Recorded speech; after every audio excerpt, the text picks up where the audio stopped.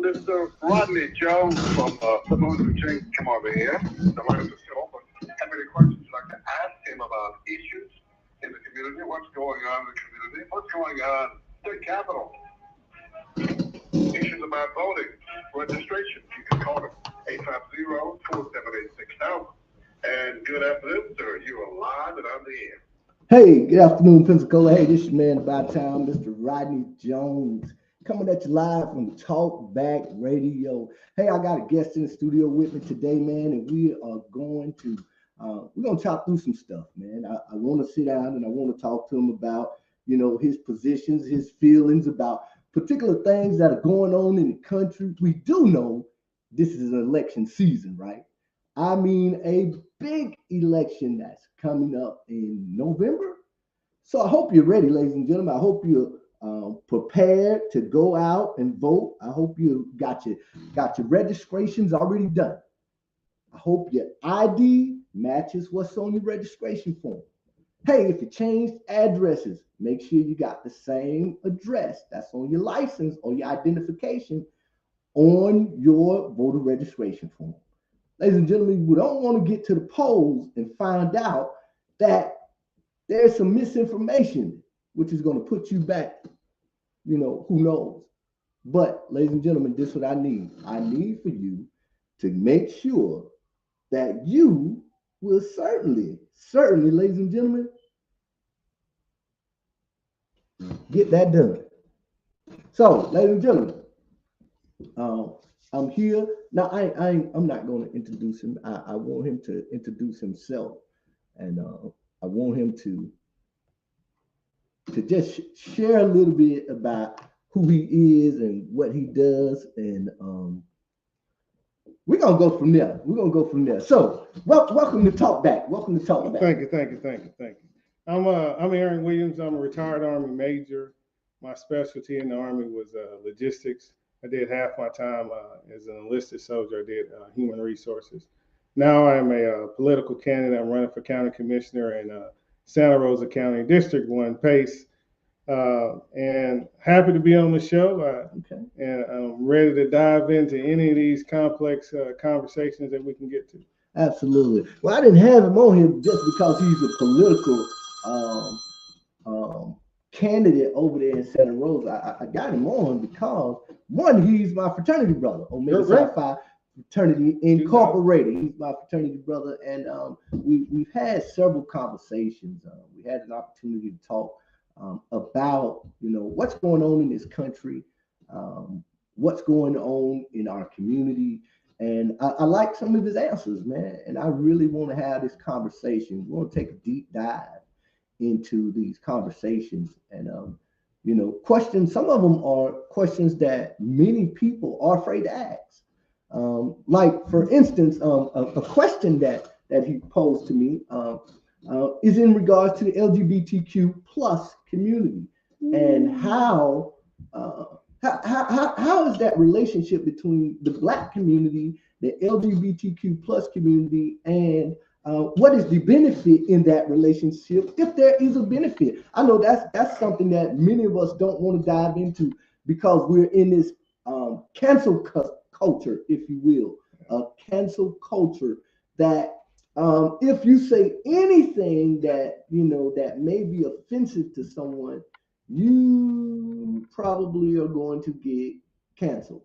So let's talk a little bit about that. Let's get to it, man. Again, I have to go to my Army experience, and for me, I've always used this one speech I give everybody. I don't believe in homosexuality. I think it's when you put it up against the Bible is clear on where it stands. However, I do not believe in pushing forward the pain and sufferance that Negroes have had for just being born the way we are and the way we think and how we are as humans.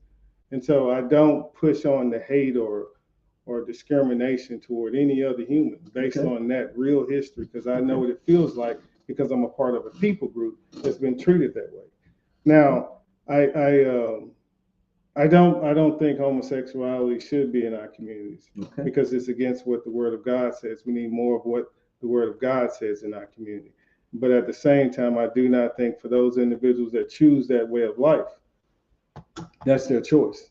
I should have the same choice as a heterosexual to say, hey, I don't believe that. Okay. But that doesn't mean I'm in conflict with the person. We're just in disagreement on how we should be as humans. Okay. And so the soldiers I've had, I've always told them, hey, I'm gonna treat you the same way.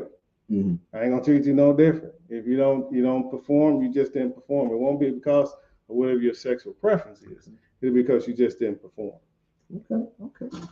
And that's based on your religious base or where your right. Well, my religion doesn't allow me to accept the behavior, but the Army doesn't have a mechanism that says we only here if you're Christian or if you only here if you believe this religion or that religion. All of us serve together, and so in order to lead, you can't. No one will follow you if they think you're against them personally. Okay. And so the very first thing leaders need to do is take the personal side of it and deal with the person as a human. Amen. And so you feel this way, you're in this mindset, this is how you are. Then the leader, I still need the same thing out of you. I still need your best performance. And so I still need the trust that leaders need, that you can get if you're actually genuinely trying to help the human. And so I think that's a skill from having to, I was in the Army when Don't Ask, Don't Tell was repealed. Actually, I was in a company command and had one of the first rape cases the Army had within that community. It was a male-on-male incident. Okay. And so when it came to me, okay, what happened? Okay, well, man, what do you want me to do? Hey, I want him to go to jail. Okay, we're going to put this young man in jail. And so, and the guy had a person.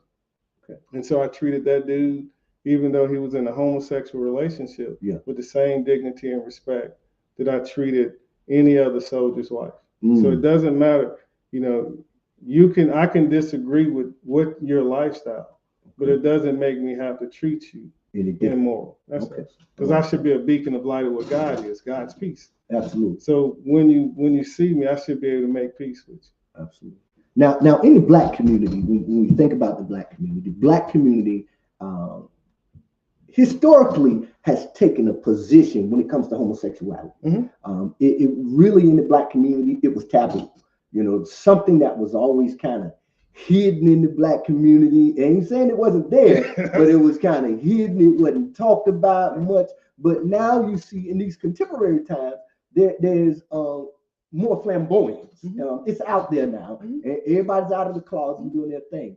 And a question I want to ask you is what you posed to me is, well, first of all, is there some type of, partnership or something to that effect with the Black community and the LGBT community, LGBTQ plus community? I apologize.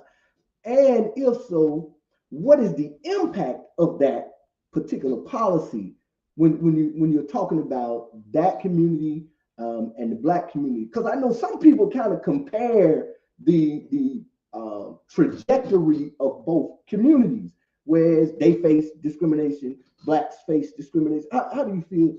Chop that up for me. Well, I think there are partnerships that with some of the marches you saw.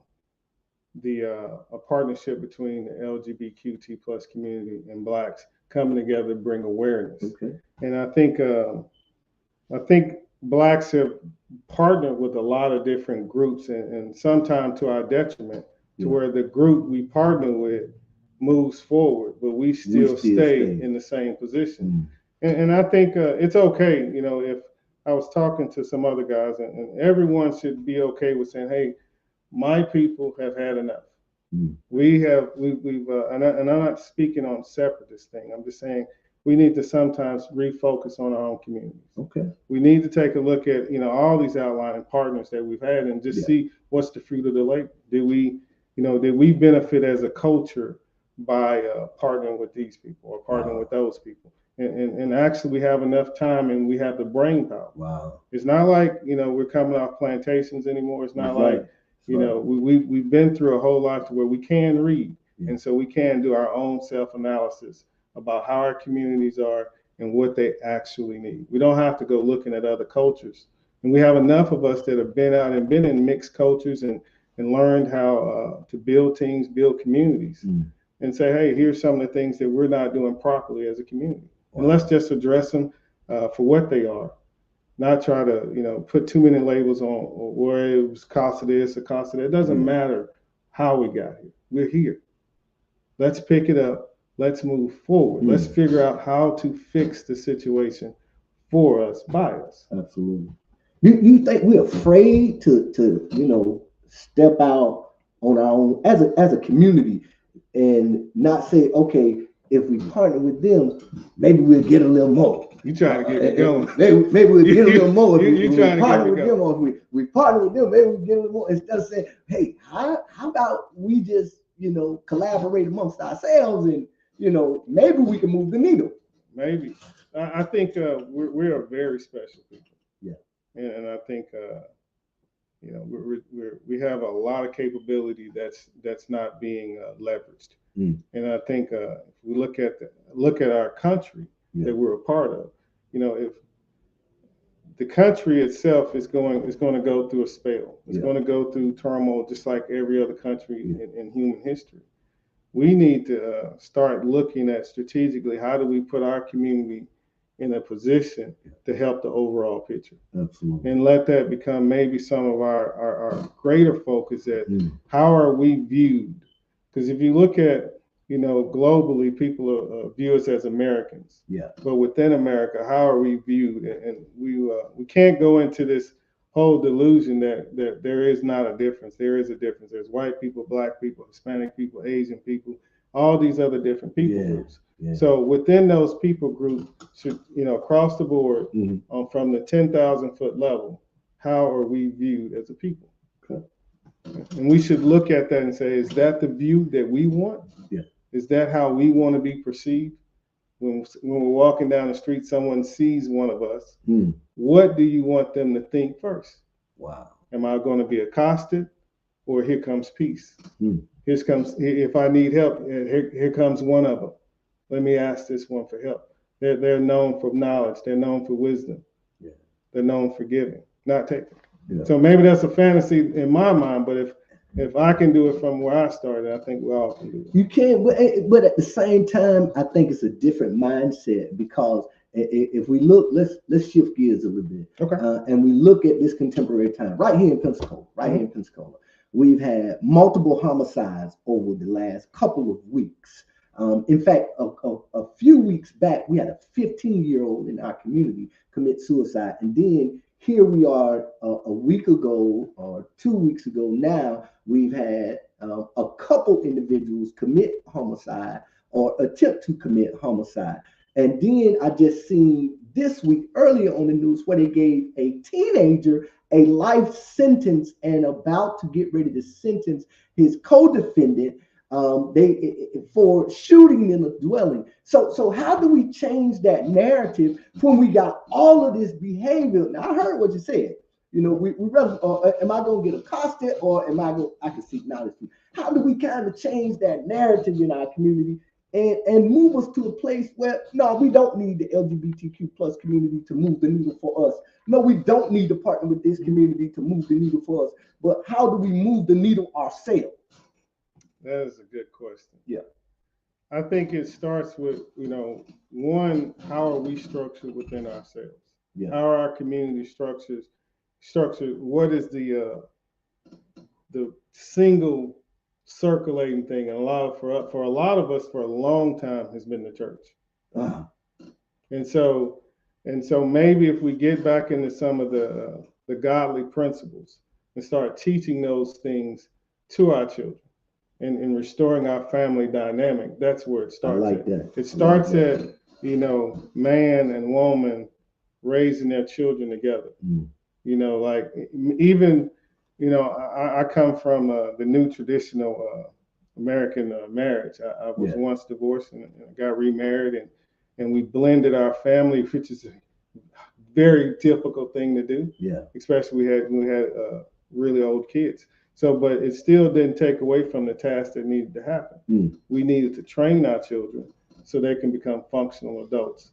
not just physically, but emotionally as well, and mentally capable, able to come out here and be productive members of our society. So that right there is, I think, the starting point is, really focusing in on families. That's powerful. Getting, moving in the right direction together, whether they are traditional family with mom, dad, children, or if they're in an unconditional family with mom, dad don't live together, and even don't get along.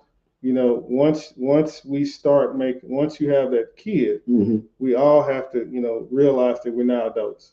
That you are responsible for being a good example and making sure that that child has the very best training it can get. Absolutely. That's a lot to unpack, especially when you're talking about the Black community. Now, we just having a conversation. Now, we're going to go to another topic that we're going to talk about. But just, thinking about one, the disorganization within the dynamics of the Black community. And I'm speaking from a perspective that I see the substance use and abuse disorders in our community, the mental health disorders in our community, the incarceration issue, the high rate of incarceration in our community that consistently separates our community, the dropout rate, the unemployment rate, the health disparities rate. All of these things create this kind of dynamics that really kind of becomes these barriers to doing kind of what you said, and it's exactly what we need. Now, I agree, it's what we need, man. But when you got all of this, his mama on coke, she on coke, she all kinds of dudes coming in the house, and she at the club and all that. She 45 now, she's still on coke and she's still out there. But this kid growing and growing and growing. Now, by the time he's 17 or 16, hey, this dude might be a vicious criminal because mom there, although the bills get paid because she got all these dudes coming in, she may be tricking a little bit and all that. Just being real, she may be tricking a little bit and all of this stuff and not giving much attention to the kids. They kind of really maneuvering on their own, and they learning and picking up all these behaviors from all these dudes that's in this house and out of this house and out of the neighborhood. And now you got this savage on your hands. Right. Now, the intent was not to create this savage. It's because one, daddy already incarcerated. Daddy already, he incarcerated. He out the picture. Mom, like I said, mom on coke. Mom in the club. When mom in the club, he the oldest, so he babysitting. Right. Now he doing all kinds of stuff. He hang with his partners outside doing all this. So how do we that becomes so difficult, even though you say, man, this is what we need to do. Right. We need that family structure, that family dynamics, a sense of, like I said on the last show that I was on, a sense of community, where in the community, and I'm gonna correlate that with what the older generation may say, the village. I was just gonna say that. It's the village. So the having that sense of community gives me a sense of ownership in that community. Like what happens to you, your loss becomes my loss. Because we are a sense of community. Absolutely. How do we create that again, that atmosphere? Loving what you said in regards to, hey man, that parent, that family dynamics is perfect. But how do we expand that out into communities where we got single parents and we got dads in prison, we got all these health issues where grandmama them, they sick, they old. Even some parents are at the place because our diets have become so erratic that we find ourselves in a place where we can't do much or do it long. Right. You know what I'm saying? Well, I think some of that is we need to recognize that we're African. So we come from two different cultures. Absolutely. And we really get to that concept. I was born Negro. I'm Negro. Okay.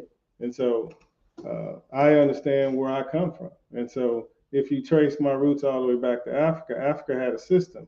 It was, I think, not true that they did not have a culture or a system there. And so internally, our spirit comes from the African people. And so we have to understand that some of the wisdom from that culture, when they said the village, And how do you create the villages? By talking to one another, by communicating, Absolutely. by having real dialogue, conversation where we can trust each other to say, hey man, I'm not really having a good day today. Yeah. You know, or another thing that we could do, we could really do, realize that, you know, as a dude, man, I got a lot of stuff I'm dealing with, man. Yeah. You know, internally, I got enough going on in my mind. I'm trying to, you know, become a county commissioner. I'm trying to make sure my son, you know, the grown kids stay good, the 8-year-old stays good. And so all these things are going on internally in my mind. What I can do personally is say, well, if it's going on in my mind, it's going on in your mind. You got something going on in your mind. So when I see you and when I come towards you, I'm going to make it as if, hey, you know what? This brother got enough on his mind. Let me be one good light that he sees today. Absolutely. Hey, brother, how are you doing? And I think that honest appeal to say, hey, how are you doing?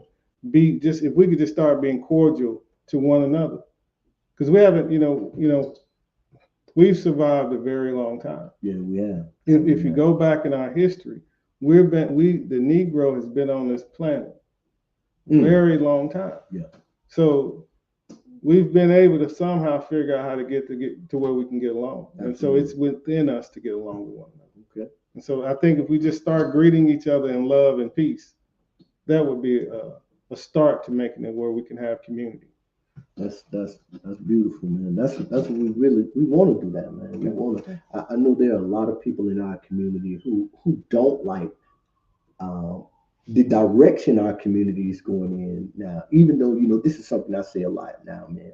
That right now we have more black millionaires than ever in the history of this country. Yeah. But yet our community looks it looks worse. Well, how many of those are in leadership positions within the community? How many people have made it to where they have financial success? Yeah. And then turn around and say, okay, now how do I make impact? Yeah. So, you know, look at, you know, I don't know, maybe it's just me, but we have all these ball players. Yeah. All these millionaires. How many black grocery store chains do we have? We have right now, and we have black farmers. Yeah. That, you know, they need to sell their products. True. We can create an entirely different system that shows where which is going to be a necessary system. We get a lot of our our chicken goes all the way to China, then come back. Then we get it. You mean tell me the shipping freight? What's going on with the way they process chicken in China? Crazy. You know, we can do those things ourselves, and we're going to have to get to where we can do those things ourselves. You know, we're billions of dollars in debt. So let me say one last thing. Go ahead. And so we gotta realize that some of the policies and systems we've been using have been from one side of this governmental system. Yeah. Maybe it's time that we introduce ourselves to the other side, the other system, the Republican side of it, and see if we can come into that relationship and see what systems they can help us produce. We've had enough Democratic systems where we can evaluate them and see if they've been fruitful. Amen. If they haven't been fruitful, then maybe we need to figure out somebody to do business with. I declare war. Yeah. I declare war. You know, it's trending. A lot of blacks are having like, hey, something ain't right. It is, man. With a sitting president that will say to us, man, I question your blackness if you don't vote. Yeah. Now man, that is the most disrespectful. You have to act. You come on, dude, man. I got enough pride. Highly offensive, but yet, there are people who don't question that type of stuff. They don't. They just move as status quo. Keep going down the line because this is what I would say. I think it's really we've been programmed in a different manner now in these contemporary times. Like I say, you know, we got all these black millionaires, and like you say, how many black food stores do we have? Why don't we have something similar to a Walmart? You're talking about more millionaires than ever. I'm talking about they making millionaires almost every day. Seems like you can't say it's property money because you know the property values in our communities are low. You can go and buy the property so you can get access to it. Yeah. So and then you think about why don't we have any financial institutions? I mean, chains of financial institutions like the Bank of America and you know the banks that you know that you see throughout the country. Why haven't we come together and say, okay, we need as you know, the 1%ers, as we've moved into this particular category, maybe some of, because we have some black billionaires out there and all. Why won't we create a system, a financial system that doesn't capitalize on the misfortune of black people, doesn't rape the black people, you know, and I'm talking about financial institutions like the Wells Fargos and all of these institutions that we're now partnering with, and all of these things who have come into the black community and pillaged the black community when it comes to interest rates and all of these other fines and fees associated with doing business with them. Why haven't we created? It's got to be they've changed the way we think about our community. Well, that's because who are you doing business with? What is the perception of doing business with you? Yeah. Is it fruitful to do business with you and you don't produce any fruit? There's no value in doing. We have to showcase the value. To showcase that, well, if you put a Chick-fil-A in our neighborhood, it won't be shot up. So, you know, there's a responsibility that we have also as humans. We have to show that, you know, we can demonstrate the art of doing business. Absolutely. So with that understanding,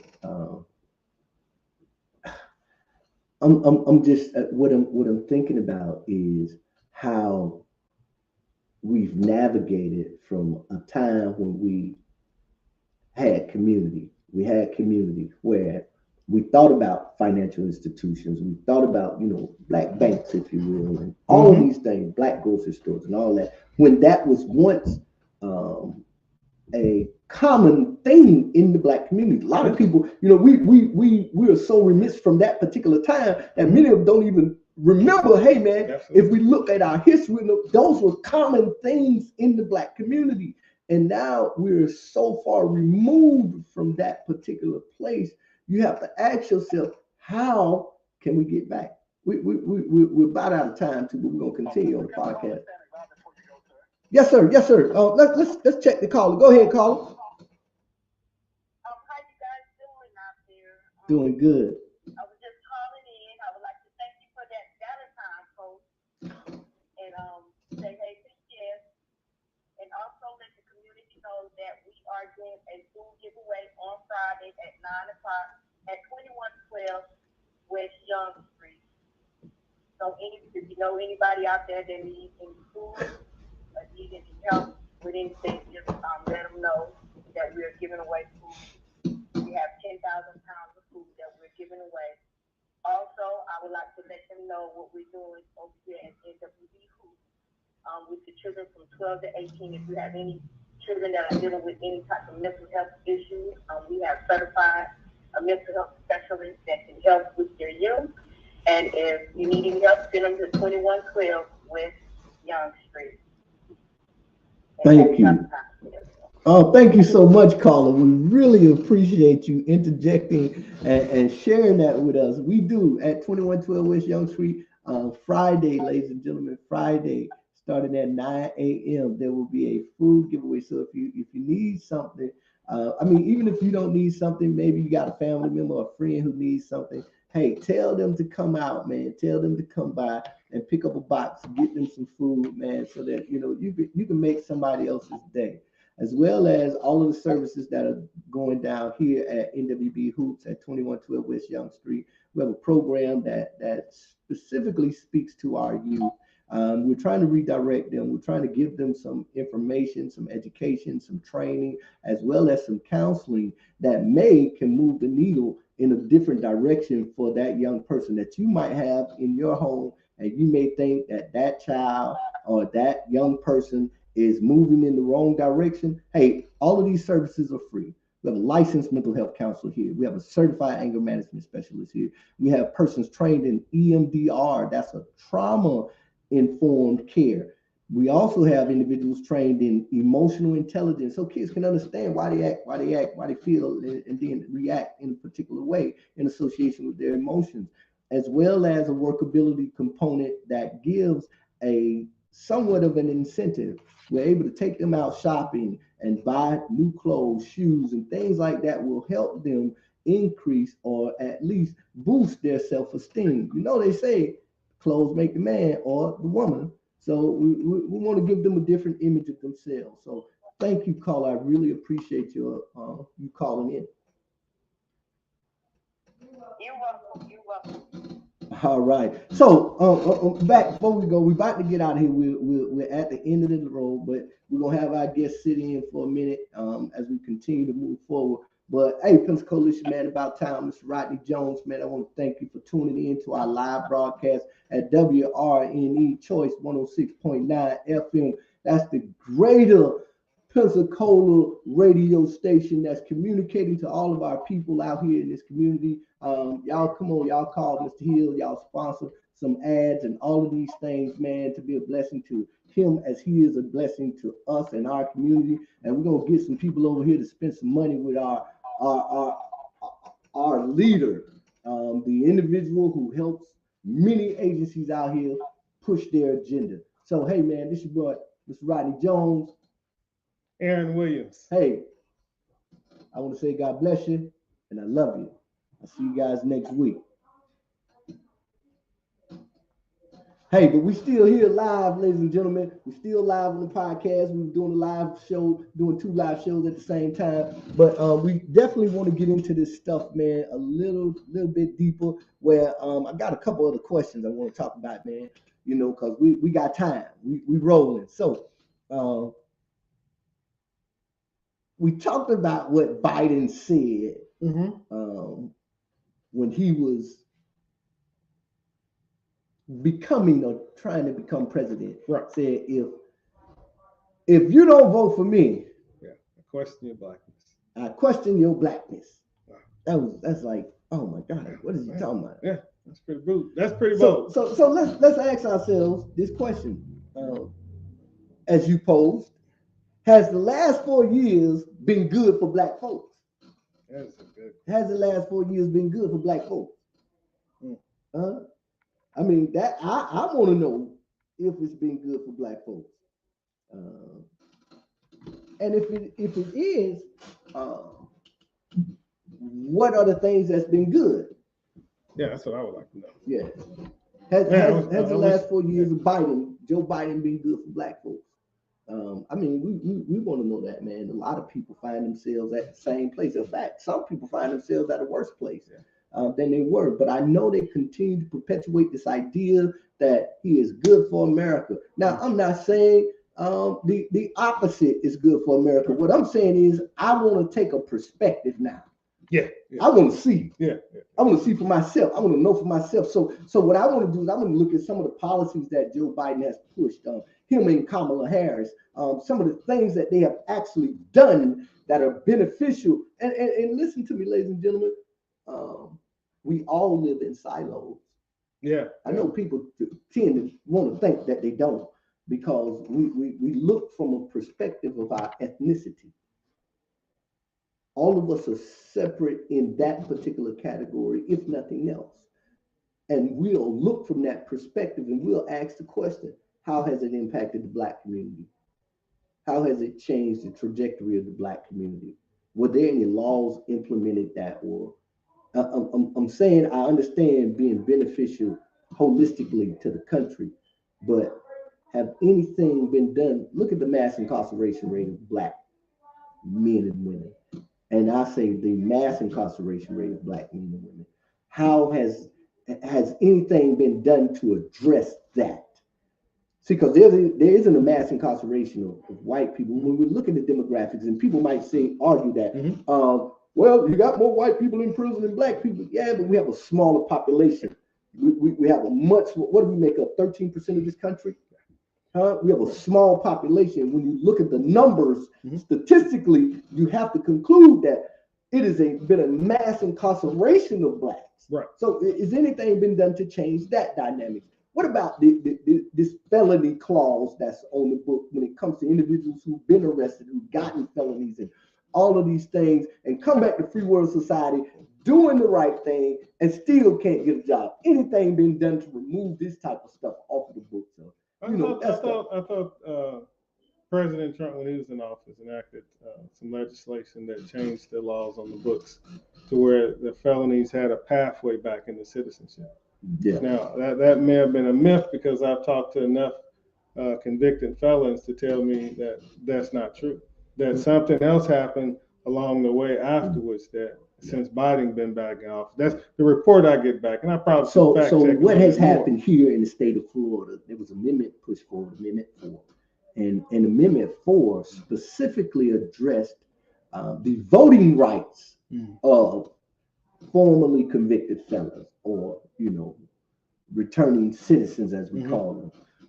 That affected the voting rights. Now, in that particular law, there are clauses that says if you owe fines, fees, or restitution, you're excluded from this exemption. Okay. So what you have to ask the question is, how have the laws been changed to address fines, fees, and restitutions for individuals who are incarcerated? They've gone so far as now to put these things on your credit. So it seems to me as it is an attempt to keep you in this particular place. Because if you think about saying, okay, man, that ain't true now.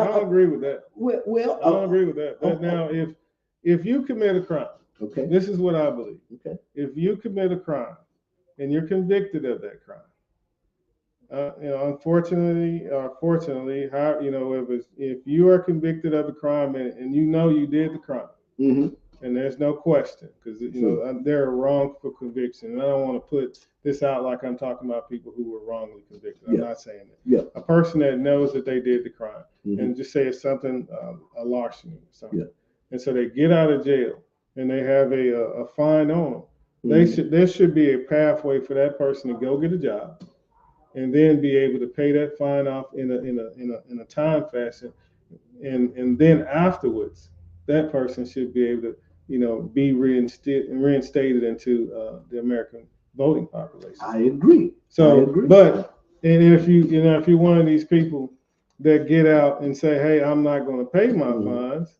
then you're not giving the money back to the people. The way this is part of our system. Yeah. Now, none of these systems that in human history have been fair. Yeah. And none of them have been perfect. True. And so, but right now, within the system we have, the system needs to be to where if you do the thing right, you do your part right, the system does its part right. And if you're saying that that's not happening, then that's the problem. But the person should pay their fines. And if they don't pay your fines, they should go on your credit report. But what if these are unjust fines? Did you pay the fine you were supposed to pay? No. Show that receipts. Is what I'm saying. Show receipts. But what if these are unjust fines? How can fines be unjust? Okay, if I commit a crime and by the Florida statutes, I am sentenced to a particular component in association with that Florida statute. Okay. But the Florida statute does not say it is a fine imputed. However, the court system says, here's the fines and fees. And because you damaged property or did this, even though insurance will cover this, you still have to take care of this. And I don't care how many years down the road, you have to take care of it. And because you haven't taken care of it, I'm not going to allow you, when you come back to free world society, I'm not going to allow you to participate in an age-old American process, voting. I'm not going to let you do any of this stuff. And I'm going to hold it against you when you try to apply for particular jobs. Is that fair? It's not fair. Okay. The system of incarceration that we have in the country isn't fair. And in some cases, I believe maybe it's become a thing for a deterrent. Like, hey, the system isn't fair, so don't get yourself in it. Yeah. And so, if you don't want the system to affect you, then, we have enough knowledge right now. I think enough young Black men have went into prison. Yeah. And found out that the prison isn't, what they thought it was. And enough of them have reported back to the streets to say, hey, man, do not make these types of choices. If you make these choices, this is what's going to happen to you. Okay. And so I think that is the biggest voice we have against the system is the people who've been affected by telling us and telling our children, hey, don't get in this system. Yeah. It's not fair. Absolutely. Absolutely. So we can't. Now, for the people who are wrongly convicted, Yeah. it doesn't, it's unfair and unjust all around. True. But people who are making their own decisions Yeah. to commit a crime, Yeah. for whatever reason. Now, if you're, again, if someone did something to you, you're defending yourself. Yeah. That's one thing. I'm not saying against the right to defend yourself. I'm a staunch advocate for that. Yeah. But it doesn't give you the right, to break in my truck right now and take it. That's right. Just because you're in a bad situation. I agree. I come from a bad situation. Yeah. A very, very bad. Yeah. I come from a farm. Uh, The outhouses, I remember taking a bath in the bucket. Get out of here, man. My family were one of the last ones to leave the farm in the little town we're from. So, man, Yeah. My uncle's son, one of the most, when you talk about, what makes you want to move forward. Mhm. I used to go to the grocery store with my uncle, and he would sign his name with an X. Wow. And then later in school, I would learn what that meant. Yeah. And, so when you translate, Mhm. to where, hey, man, you guys are dumb. Yeah. And, well, no, we're not dumb, man. We just hadn't been shown the information. Okay. And so it's been an approach to mine to find as much information Yeah. that I can get my hands on just to show that I have the capability to do it. Okay. And so we all need to kind of gravitate to doing that instead of making these choices. Yeah. It's the choices we make. Absolutely. And we can't shift blame when we make the choices. Well, that's true, man. I have to agree with that. Everything is based on Personal choice. a choice. Like our communities, if they're dangerous, it's Uh-huh. because we're making them dangerous. It's us. That's right, man. That's right. And we have to make sure that we're mindful of what we're teaching to in these choices. Yes. Because we can teach bad choices, we can teach bad behavior, and so I get that. I thought that was the whole point of the Yeah. Messiah. Yeah. I thought the Messiah came to be an example to the world. That's right. And it's this thing about this example, Yeah, that man. tribe of Judah, Mm. where are they now? That's right. They should do one of those shows. They do that. Where are they now? Yeah. Like, I get Okay, it. well, all right. Where is the tribe of Judah? And I've been asking Absolutely. that question to a few people, Absolutely. especially the religious community. Like, hey, where's this tribe Where's of this Judah? tribe? Where are these people? Because I believe Wow. their purpose is to show people what God people look like. So I think right now we put a big case at people who need a good Yeah. example of godly behavior. Absolutely. And maybe if we had an example of godly behavior, we would get somewhere. And that shows true because that's what Cosby did. Yeah. Yeah. Bill Cosby created his show Mhm. under the premise that, hey, black people need an example.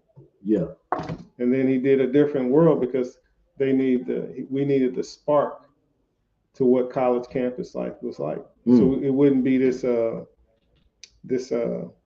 fantasy thing. Yeah. You can actually see it. Go do it. That's what's And up. so it motivated a whole bunch of my peers to go to college. It did. And I like that, man. I think that's something that we have to do more often, create an example that's visible for our people so that they can see it is obtainable. Yeah. I mean, even if it's like brothers like me and some of the brothers that we have another podcast, the Hood Table, to show that, hey man, there are brothers who come directly from the hood I would love to hear that. who have something to offer. Yeah, absolutely. They And do. who have some wisdom to share. And, many of them, are trying to move into this place where they can become the example. Because that, even in my imperfection, Absolutely. I become an example. Yes, You know what I'm saying? So that others may see, okay, well, I know he ain't perfect, but man, he has come from here Yeah. Yeah. to here. Yeah. I like that. That's something I think I can obtain. If I'm here where he was, Mhm. and if he went from there to here, I can do that. And No, a part no. of it is if me telling you, hey man, Yeah. I come from this.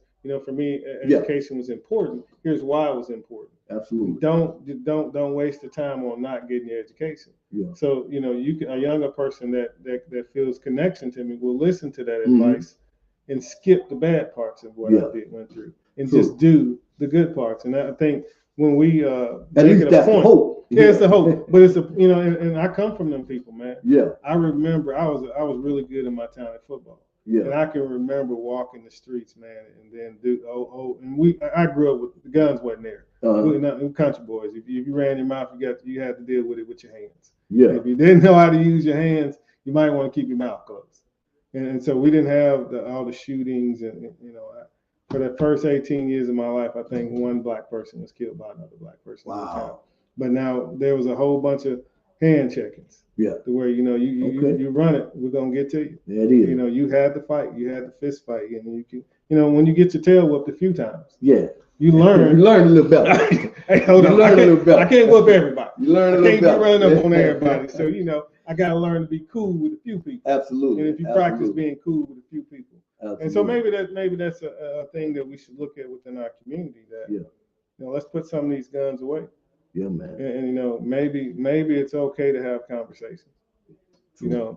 Like True. or if That's what we want to have, man. Right, We want to be able to have a conversation. Why is it that you feel to such a degree that you'll kill this dude? Why? What has pushed you to this particular place? Is it social media?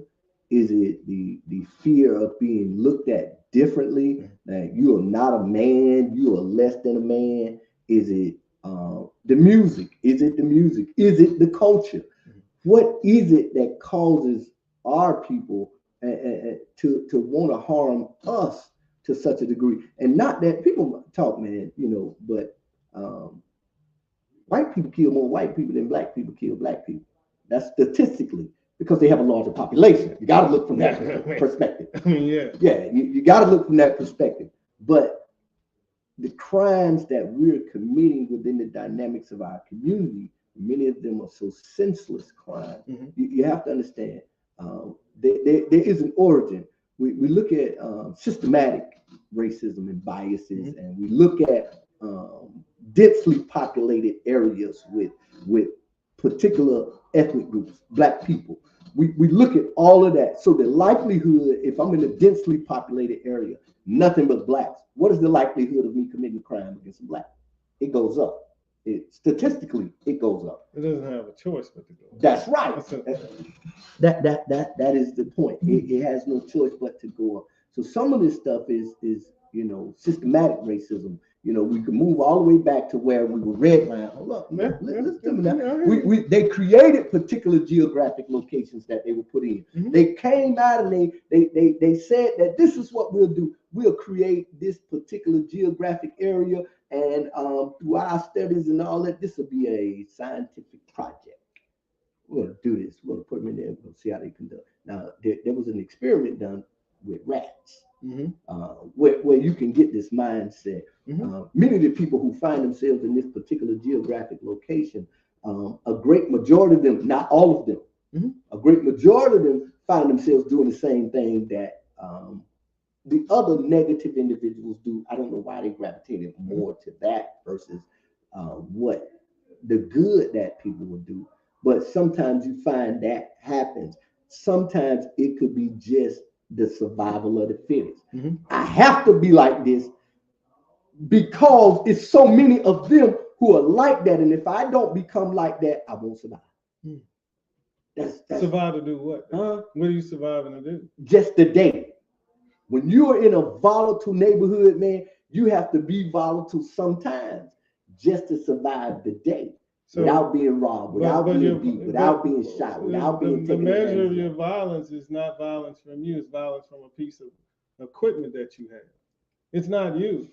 But to your point, I would say that some humans, a lot of them, mm-hmm. The vast majority of humans on this earth, when they step on a cockroach, it doesn't affect them. At all. Because they see no value in the cockroach. None at all. So the only correlation that we can make then is that the reason why we kill one another is because we see no value in ourselves.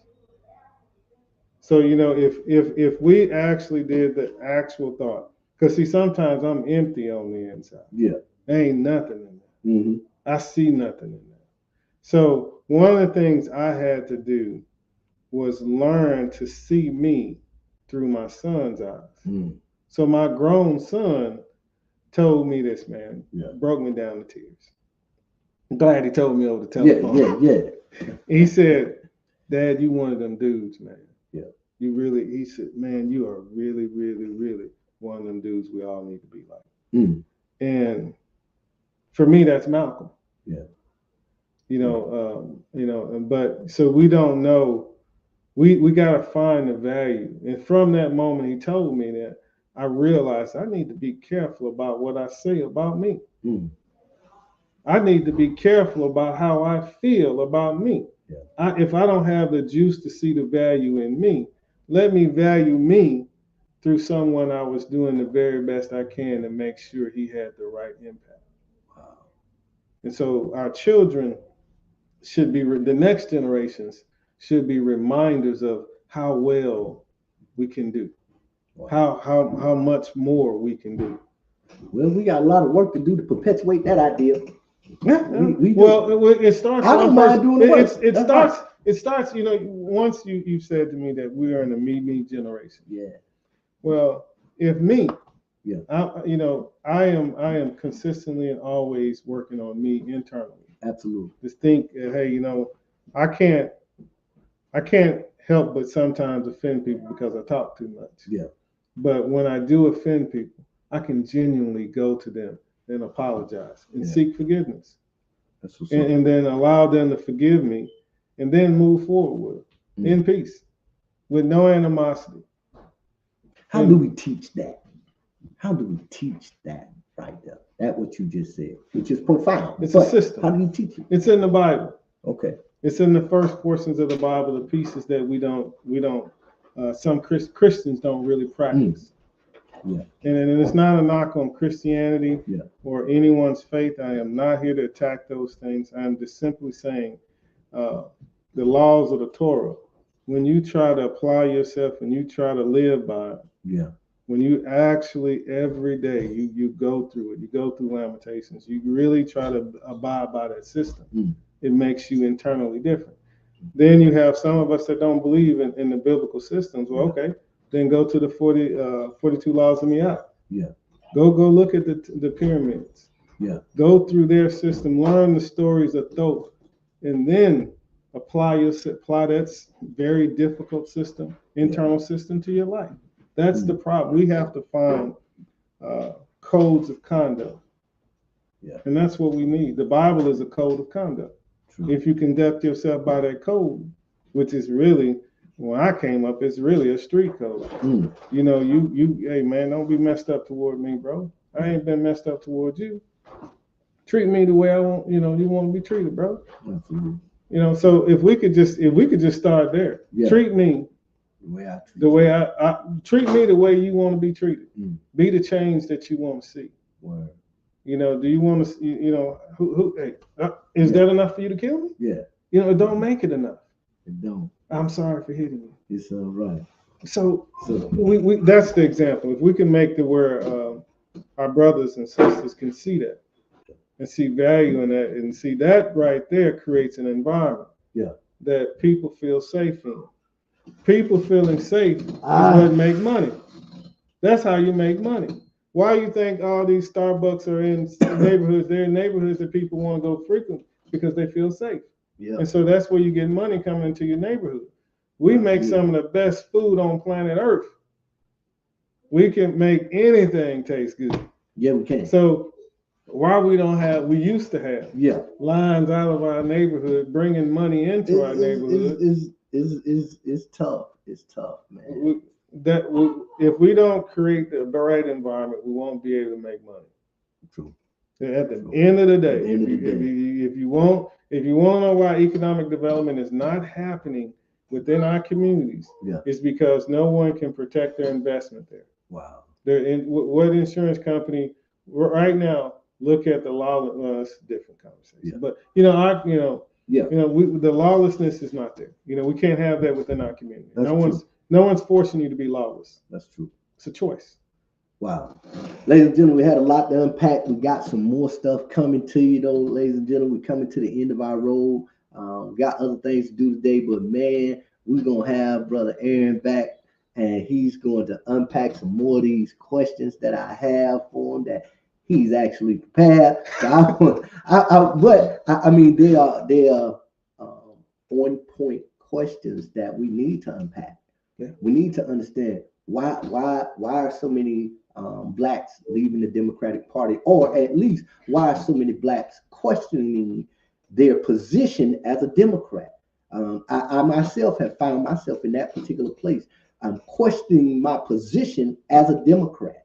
You know what I'm saying? Why is it, it's kind of wavery now? Because I'm not certain of that particular party, and it's based on facts, not based on a feeling. It's based on what they've done, what they haven't done, what they said they would do and didn't do, and things such as that causes me to reconsider my position as a Democrat. And it's just thinking about it, ladies and gentlemen. There are a lot of people who are thinking about it. There are a lot of people who are right now who are thinking about the November election and not certain on what they're going to do. Ladies and gentlemen, we're gonna come back to you. We're gonna unpack a lot of other stuff, man. This is my brother. This is my brother, who really can really push me into the place that I need to be sometime, man. And two, he's my fraternity brother, Omega Psi Phi Fraternity Incorporated. So, ladies and gentlemen, we're gonna have Brother Aaron back, man, to talk with us and unpack some more stuff as we continue these podcasts at Talk Back at the Round Table.